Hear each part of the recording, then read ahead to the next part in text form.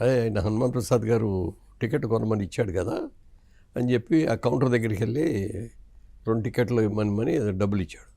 అయితే చేంజ్ లేదండి అన్నాడు. సరే అయితే ఇంకొక టికెట్ కూడా ఇవ్వని అట్లా 3 టికెట్లు 5 కొనేసాడు. లక్కీగా జాక్పాట్. ఆ జాక్పాట్లో ఆయన 1 టికెట్కి వీళ్ళకి 2 టికెట్లకి వచ్చినాయి. సరే ఏం చేయాలి, ఇది ఎవరి బిజినెస్లో వాళ్ళకు ఉన్నాయి.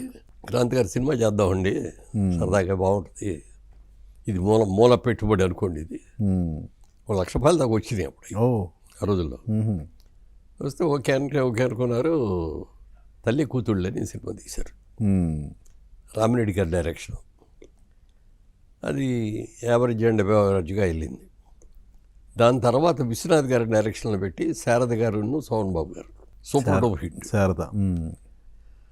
అలాగే చక్రవర్తి గారిని, అసలు అతని పేరు చౌకాడ అప్పారావు పేరు. అప్పారావు అంటే చాలామంది అప్పారావులు ఉంటారు కదా, అని చౌక్ కాడు ఉండేది. అందుకని అందరూ కూడా అక్కడ చౌకాడ అప్పారావు అనేవారు. ఆ చౌకాడ అప్పారావుని మ్యూజిక్ డైరెక్టర్ చేసింది కూడా వీళ్ళే. ఓకే.